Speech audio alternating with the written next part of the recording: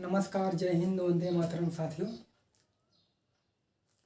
हम लोग बहुत दिनों बाद मिल रहे हैं और आज हम बात करेंगे व्यंजन के बारे में। हम लोग संक्षिप्त रूप से हम लोग स्वर व्यंजन के बारे में जानकारी प्राप्त कर चुके हैं। अब हम व्यंजन के बारे में विस्तार रूप से बात करेंगे। तो व्यंजन क्या होता है? व्यंजन वह होता है जो स्वर की सहायता से अभिव्यक्त किया जाता है, वह क्या होता है? व्यंजन। अब व्यंजन में स्पर्श व्यंजन, अंतस्थ व्यंजन, ऊष्म व्यंजन, संयुक्त व्यंजन, द्विगुण व्यंजन, ठीक, अ से लेकर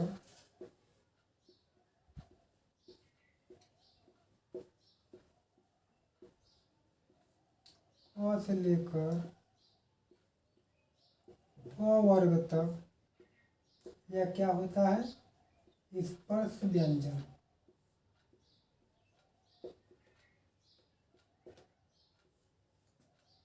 और य र ल व, य र ल व, यह होता है अंतस्थ व्यंजन।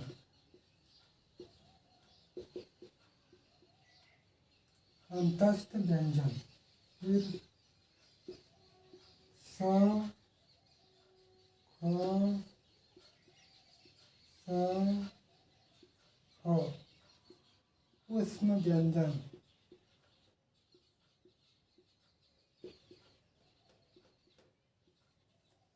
फिर छ, त्र,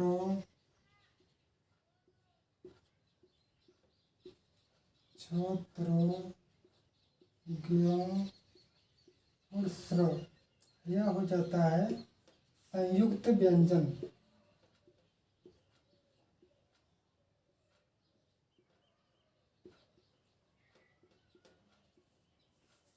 ठीक, और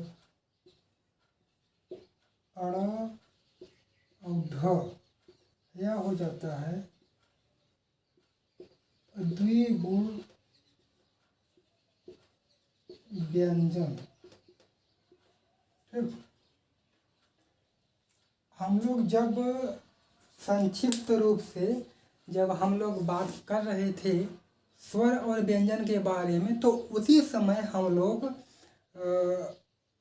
स्वर के बारे में भी जानकारी प्राप्त किए थे और व्यंजन के बारे में भी हम लोग जानकारी प्राप्त किए थे। अब हम बात करेंगे व्यंजनों का वर्गीकरण, यानी व्यंजन को हम कितने आधार पर हम बांट सकते हैं। पहला होता है वायु निकलने के आधार पर और दूसरा होता है घोषत्व के आधार पर, यानी कि वाइब्रेशन होता है, तो उसके आधार पर हम व्यंजनों को हम बांट सकते हैं। व्यंजनों का वर्गीकरण।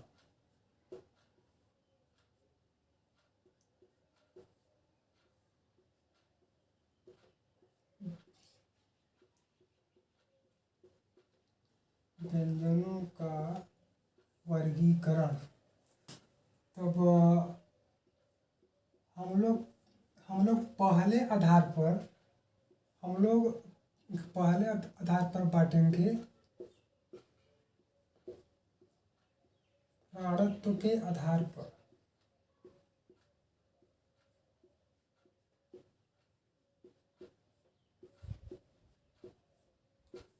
और दूसरा हम बांटेंगे घोषत्व के आधार पर।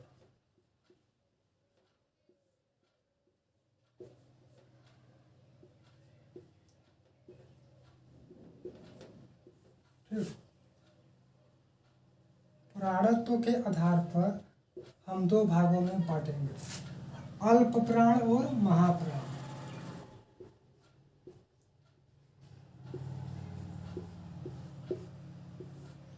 अल्प प्राण व्यंजन और महाप्राण व्यंजन।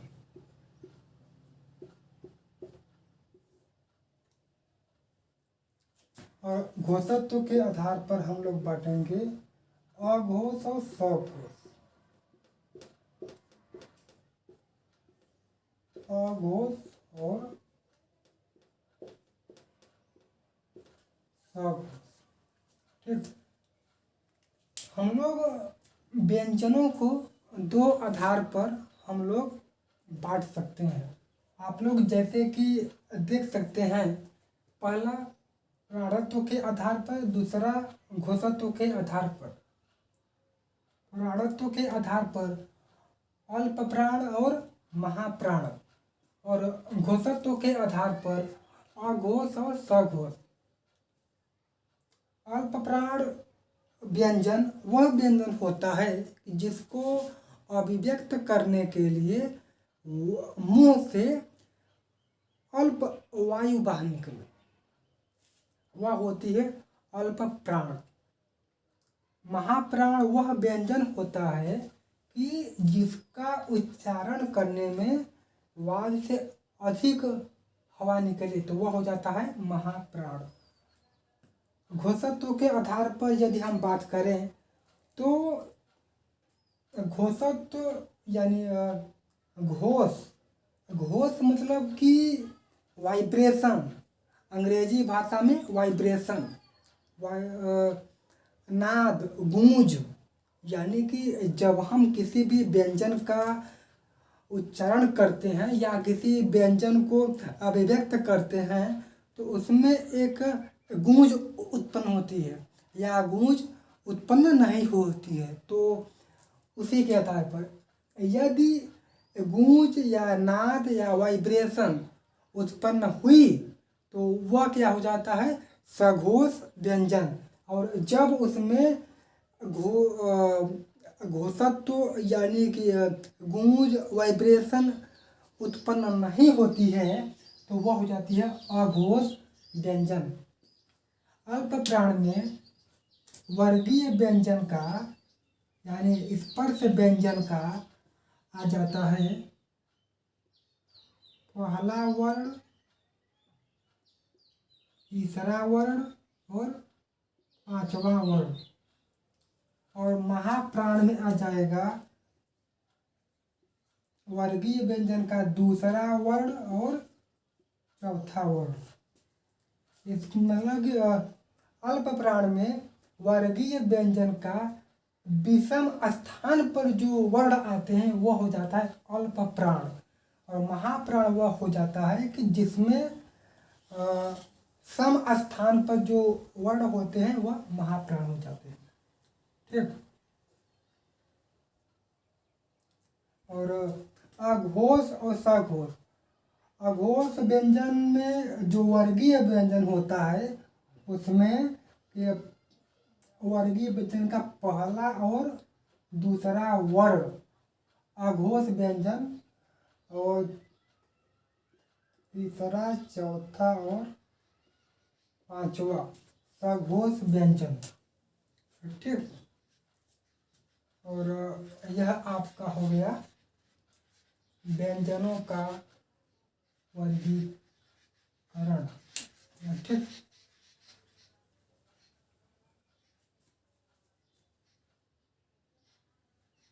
और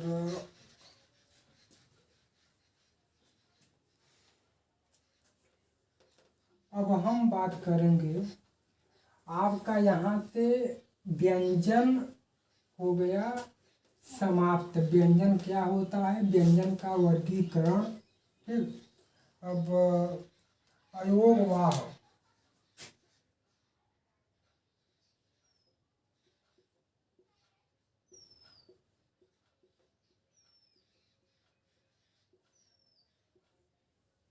अयोगवाह, अयोगवाह वह होता है कि जिसका न स्वर हो न व्यंजन हो, स्वर और व्यंजन के बीच की खड़ी हो।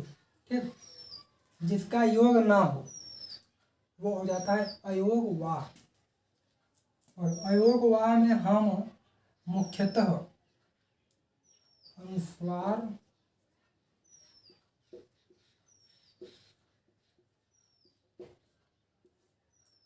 विसर्ग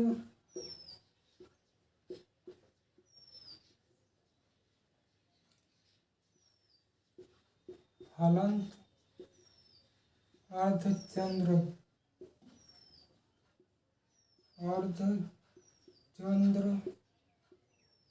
बिंदु और अर्धचंद्र चिन्ह। ठीक, तो अनुस्वार विसर्ग हलंत अर्धचंद्र बिंदु और अर्धचंद्र, यह हो जाता है अयोग वाव। अनुस्वार से जो शब्द बनते हैं, संस्कृत के शब्द बनते हैं, जो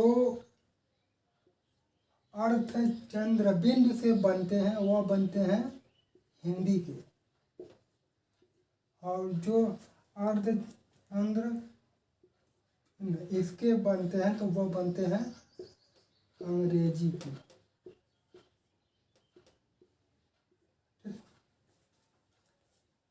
और अब हम बात करेंगे द्वित्व व्यंजन।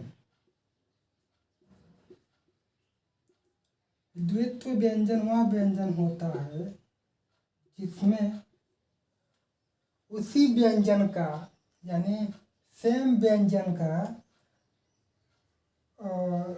दोबारा रिपीटिशन हो जाए, यानी कि पुनरावृत्ति हो जाए।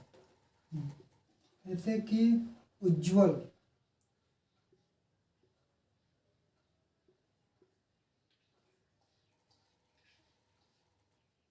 यहाँ पर देखिए व्यंजनों का पुनरावृत्ति 2 बार हुआ, यह हो जाता है द्वित्व व्यंजन। और आपका यहाँ से स्वर व्यंजन अयोग वाह सब खत्म। अब आपका अंतिम शीर्षक शुरू होगा, जो होगा वर्ण विन्यास, वर्ण विच्छेद, वर्ण पल्लवन, वर्ण पल्लवन।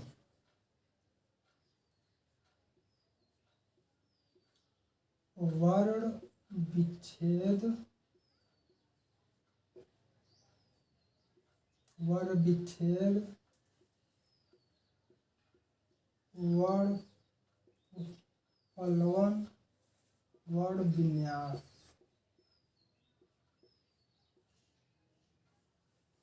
ठीक, जिसको वर्ण विच्छेद, वर्ण पल्लवन, वर्ण विन्यास यदि आ गया तो वह संधि विच्छेद रस छंद अलंकार को बहुत अच्छी तरीके से पढ़ सकेगा, समझ सकेगा।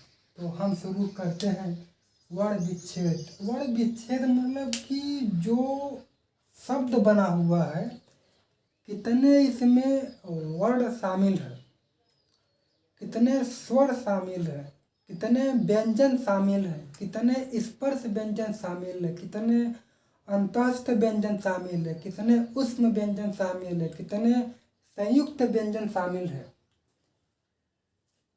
ठीक, जैसे हम एक प्यारा सा शब्द लेते हैं, अ ल म। ठीक, तो इसको हम अलग अलग करते हैं, अ ल और म। ठीक, तो अब हम इसको भी 2 भागों में बांटेंगे।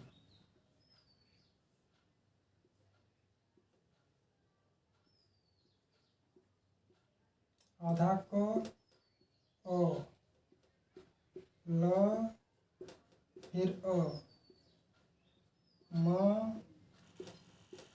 फिर अ। ठीक, तो यह क्या हो गया आपका शब्द। यह क्या हो गया आपका अक्षर, और यह क्या हो गया वर्ण। ठीक, इसीलिए अब हम वर्ण को अब हम विभाजित नहीं कर सकते। इसीलिए हम जब वर्णमाला पढ़ते हैं तो हम लोग बताते हैं कि वर्ण भाषा की सबसे छोटी से छोटी इकाई है जिसको हम विभाजित नहीं कर सकते हैं, जैसा कि हम लोग बात हो चुकी है इस पर। ठीक, तो इसी प्रकार से जैसे हम लेते हैं किताब,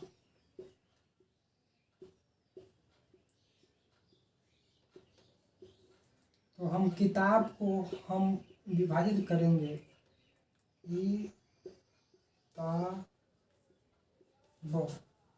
अब हम इसको दो भागों में बांटेंगे।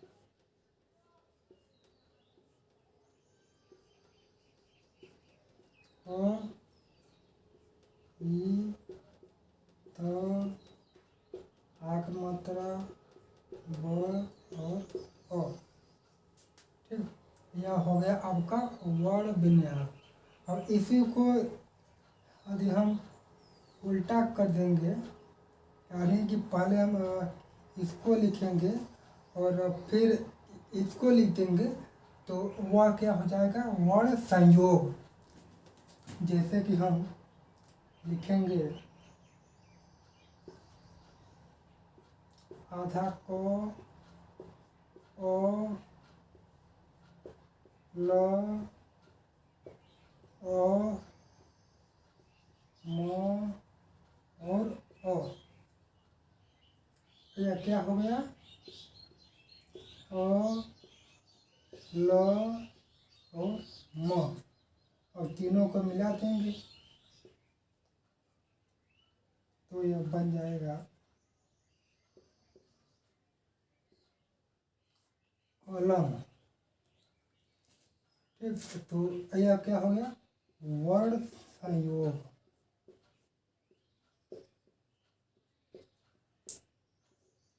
वर्ण विच्छेद का अपोजिट होता है, वर्ण विच्छेद का विलोम होता है वर्ण संयोग। ठीक, आपका अब वर्णमाला स्वर व्यंजन वर्ण विच्छेद वर्ण संयोग यह आपका समाप्त हो गया। और अब हम बात करेंगे संधि के बारे में। ठीक, अब अगली बार मुलाकात होगी तो संधि के साथ होगी। नमस्कार, जय हिंद, वंदे मातरम।